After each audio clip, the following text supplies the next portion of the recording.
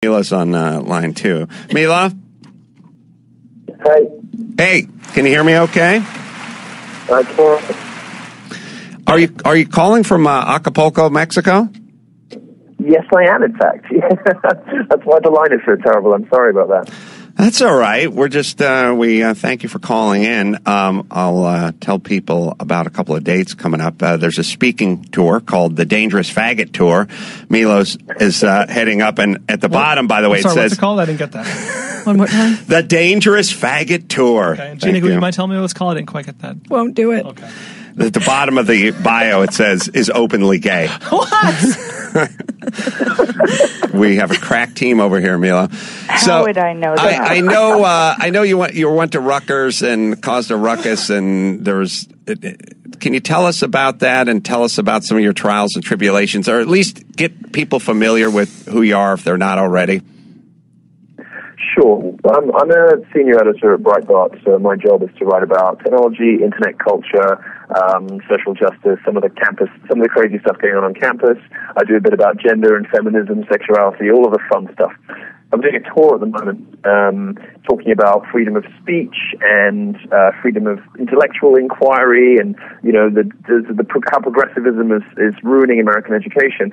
And these guys just keep proving me right. I'm going and giving speeches saying how the left likes to shout people down, prefers to yell and bully and intimidate instead of engage in arguments because they don't have any. And these guys just keep proving me right.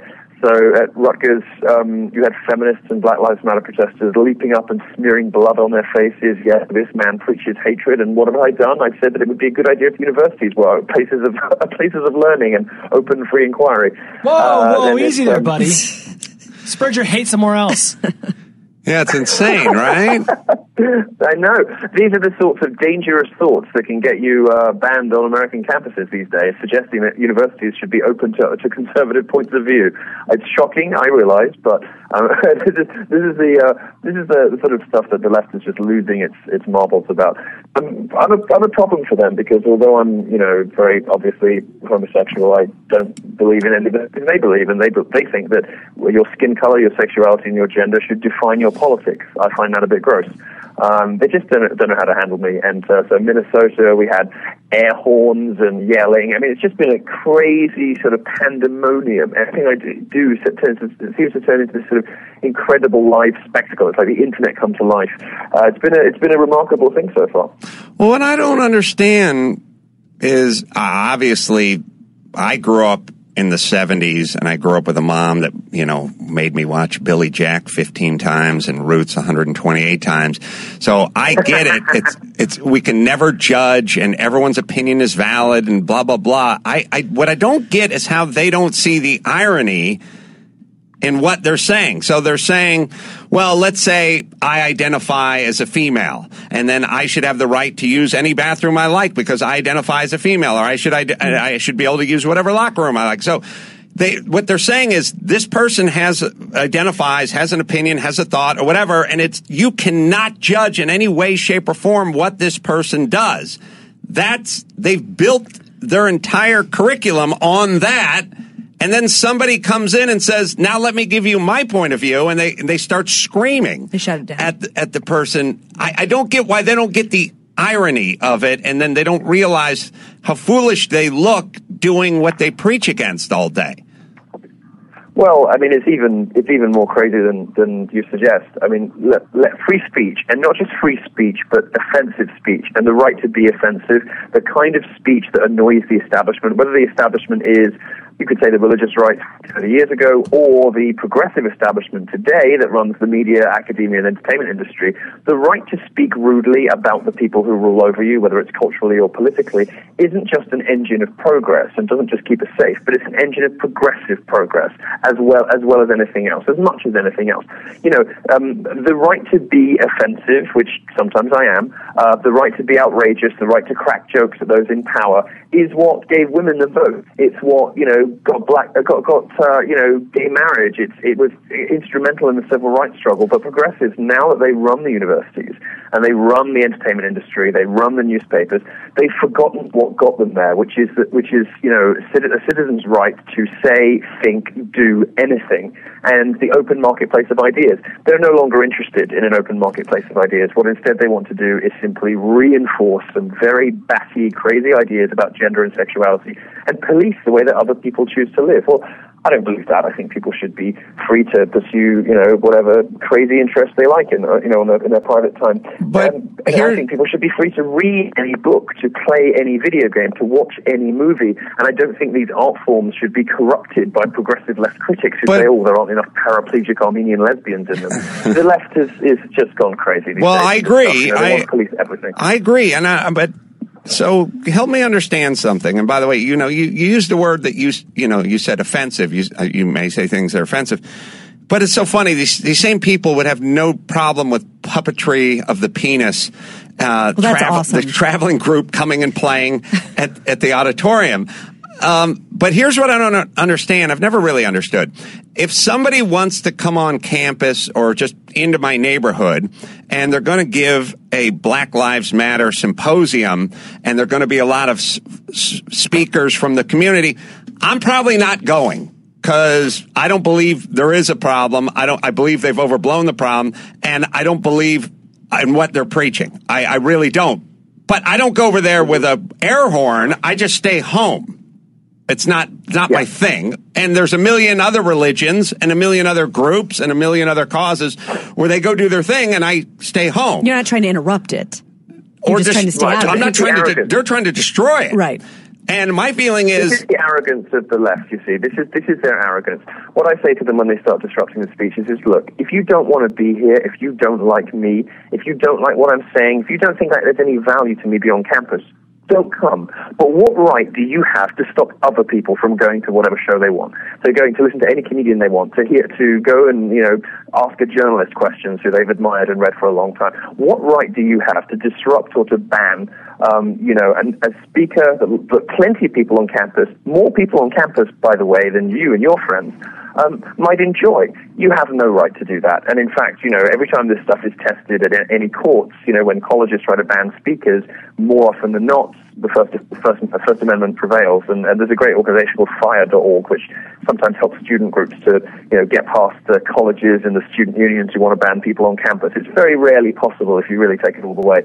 But the point about all this is, the left now doesn't just want to lay down the law about preferences and about what is good art and bad art, but it also wants to enforce those prejudices and those conclusions on other people. It isn't enough for the left anymore for them to explain to us, what's problematic, what's damaging or distressing to them. They want to prevent us from watching and reading and enjoying those things, and that's the problem. Well, it's an insane form of narcissism to say, I don't share this person's view on these subjects, and I'm going to go over there and make sure that I pull the cord out of the microphone so that he can't share or she can't share her views with others. Which again, it's insanely narcissistic, but it's also makes you a hypocrite. Either way, you're going to be playing, by the way, you're going from Acapulco to the University of Michigan in Ann Arbor, and then Bucknell University, and then the University of Pittsburgh. Yes? Yep. And more dates. I'll give you the way to spell the website. YIA 2 N's OPOULOS. Nice Irish boy. .net is how you can find out where Milo's going to be playing. And for you, this Rutgers thing, do you know, can you give us this sort of a thumbnail sketch of what happened? Sure. I mean, it was absolutely amazing. I was giving a speech, as I say, about sort of freedom of speech, free expression, free academic intellectual inquiry, freedom of creativity, the idea that we should all be free to, read what we want, stuff we've been talking about in this conversation. And the Black Lives Matter and the feminist protesters started jumping up and yelling and chanting and smearing themselves with fake blood. And of course, my fans started yelling "Trump, Trump, Trump" to kind of drown them out, which was all very hilarious. The funniest bit of this happened a couple of days ago, long after I'd been at the university, almost a week or two later. And the front page of the Daily Times, which is the Rutgers student newspaper, that's their sort of print newspaper that's on campus everywhere, every day, carried a front page story. Some of the students who weren't even at the talk had gone to group therapy sessions with university administrators because they were so shaken up by the fact that I had spoken on campus. You know, this is what our education system is doing to our young people. It is giving them these pathetic pathologies.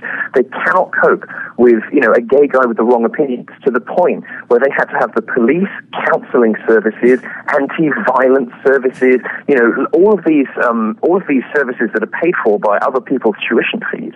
And these crazy sort of social justice lefties quivering in the corner because a gay guy had been on campus with different opinions from them. And these guys like genuinely feel, I'm sure they are genuine when they say they feel traumatized and scared and shaken. This is what the American university system is doing to children, is infantilizing them. Kids are coming out dumber than they were when they went in. They're coming out, emotionally crippled by an education system that insulates them from other points of view instead of exposing them to other points of view, which should be the purpose of education. It's absolutely astonishing. And what happened at Rutgers is a deep humiliation for the university and any other universities where kids are becoming traumatized by different political points of view. That it speaks to a colossal, staggering, humiliating failure the way of university. I agree, and I can remember, and most young men can, and women too, a different version of it perhaps, but I could remember playing football as a kid, getting a guy really putting his shoulder into me, getting the wind knocked out of me. Sure. Mm-hmm. And the whole deal was you had to pop back up, even if you couldn't breathe, and you had to walk back to the huddle, and you had to do it in such a way that the other person didn't know they just cracked a rib or knocked the wind out of you. You weren't going to give them the satisfaction of seeing you bent over or down on a knee or calling in, the medical guy or laying on the... There were times, so many times, it's this whole country, sorry about using this country as that metaphor, but this whole country is sort of based on get up, dust yourself off, and you walk back. You may be hurting, but you walk back to that huddle and don't do it with a limp and don't be holding your side. That's going to let the guy have the satisfaction of knowing. We don't flop for a yellow card like in merry old England. He's gay. He doesn't follow sports. Exactly. A rainbow card, whatever. Right. You're so right. But you see, kids have been coddled so much. They have been coddled and insulated from anything that might challenge their preconceptions to such an extent that it seems to be causing them genuine trauma when they encounter different points of view. We're not even talking about physical issues. And the way that they've distorted language to talk about, violent speech, as if there could possibly be such a thing. The way that they talk about safety on campus, as though a different political opinion in some way endangers their physical safety. This is like crazy talk. I agree. Thousands of students in America believe this stuff. What is the most... if you were to think of what would be the most in terms of the content of your speech when you have an engagement, what would be the most controversial part of your speech or a statement that you might make over the course of a speaking engagement? Dangerous faggot? Well, probably the name of the tour. I mean, I don't say anything as outrageous as the name of the tour. Right. No, I mean, look, I'm deliberately provocative. I'm not out here to suggest that I'm some kind of nice, meek, genteel, professorial type. That's not me, right? I go out, I'm provocative, but it's just words, it's language. I will go out and say, for example, I ran a poll on my Twitter account. Would you rather your child had A, feminism, or B, cancer? And it's just a stupid, funny provocation. 22,000 people voted, by the way, and they voted for cancer. But I'll say, I'll say things like this. That's right. 22,000 people, and cancer won 55-45. I had people writing to me saying I'm a cancer survivor. I'd still rather my kid had cancer than feminism. I mean, this stuff is funny and provocative and silly, and then I get into the real nitty-gritty about how I think the modern third-wave feminist movement is leaving women behind, driving the sexes apart. We get into the data, right? Evidence-based stuff. What created in a provocative way? But the point is, it's just words. But Milo, who created you? Because you're a voice that normally you don't hear, and especially in the gay community, coming out of Britain and everything like that. So how did you form these things which I agree with, because I just sort of think I know what the answer is. It just is. It's out there. It's in nature. Where kids aren't getting better, they're getting worse. We're coddling them. I agree with, I'm sure, 96% of what you're saying, but I don't come from your background. How did you have a turning point, or is this something it's always been in you?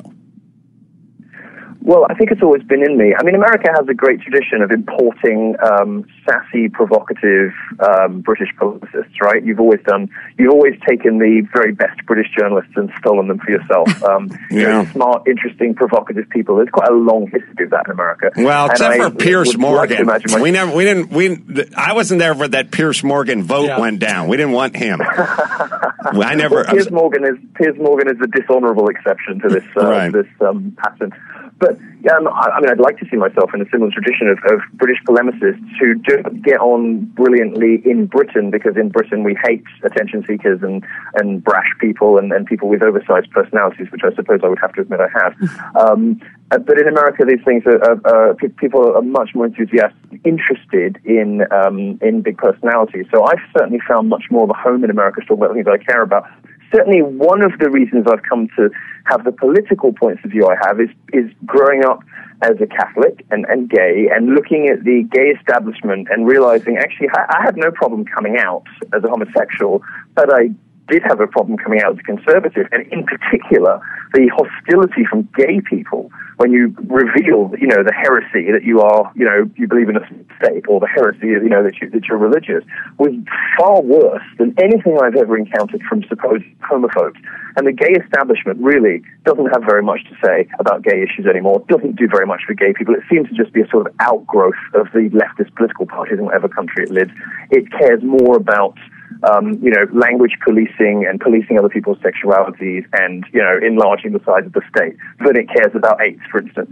And I just saw this huge, powerful, bullying gay lobby, gay establishment. I thought, these people do not represent me. And I'm sure that I'm not alone in that. And indeed, I'm not alone in that. And so many people come to me and say, thank God you're a gay person in public life who doesn't, toe the line. Thank you for Well, I don't think I don't think the big lobby works for any group, honestly. As a matter of fact, you wouldn't, but you see, the thing is, you wouldn't need one if it worked. Now the gay marriage stuff is basically ironing itself out, and gays can pretty much do the same as everybody else. There's not really any reason why gay people would vote for left-wing politicians anymore, because it's not in their interest. Gays are natural libertarians.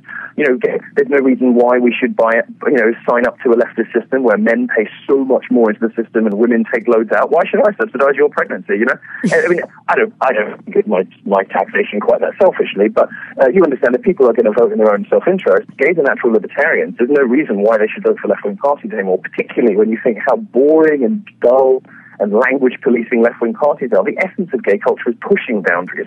It is testing taboos. If you think about the outrageousness, how wickedly funny drag queens are, all of that stuff is about pushing the boundaries of acceptable speech and thought. But the modern progressive establishment, which includes the gay establishment, doesn't believe in any of those things. So it strikes me as obvious that once, that you've got sort of stuff like gay marriage out of the way, gay people are going to start flocking to the right and going to start flocking to libertarian parties, and they already are. The gay establishment hasn't realized this yet, and it's going to take a very long time to catch up if it ever does. By the way, speaking of flocking, they have the names for like a pride of lions or a herd of crows. Yes. Let it be known that more than 3 gays together is a parade. I called a parade of gays. You can use that, Milo. It's a technical term. Gina Grant has a question. I would call them a boredom of gays, because any group of gay men larger than 2 becomes insufferably dull to me. All they want to talk about is, the same things all the time. They have the same politics. Gays en masse as a large group are incredibly dull. They have a very undeserved reputation for being sassy and funny and brilliant to be around. Gays are great in small numbers, but in big groups, terrible. So my collective noun is a boredom of gays. Milo, I have a quick question for you. Curious about this. I have a lot of friends, liberal friends, that are progressive and actually are quite outspoken about their feelings on the regressive left. And I'm wondering, I don't know if you've heard of or met Dave Rubin, comes to mind, a friend of mine. He's a political commentator. I wonder if any of those guys have reached out to you, because even though you might seem far away politically, there are so many things that are just so simpatico when it comes to people that are just against the regressive left, but are still very liberal, just don't like like the direction it's going. Well, I think that the fact that left-wingers in America are called liberals is sort of a linguistic joke. It's almost it's a bit of an anachronism, because these people aren't liberal. They don't believe in liberalism. They're not classical liberals. They don't believe that people should be left to their own devices. The left used to, but it doesn't anymore. And most of my fans are disaffected liberals. Most of Dave Rubin's fans are disaffected liberals. Most of, and in fact, even people who are very hardline, socially conservative people like Ben Shapiro, one of my colleagues at Breitbart, many people like him because he is fearless and because he stands up to the language police. He doesn't mind if he upsets and offends.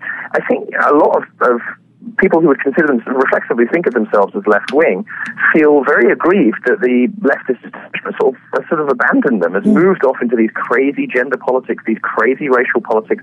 They don't reflect what most people believe. It's funny you should say abandoned. That they are internalized. Most women don't believe they're internalized misogynists. Most people don't believe that there is, a white patriarchal cis-het superstructure keeping, most people don't believe this crazy stuff that you read at BuzzFeed and Vox and Gawker and Mike and all these other terrible places. They don't believe this stuff.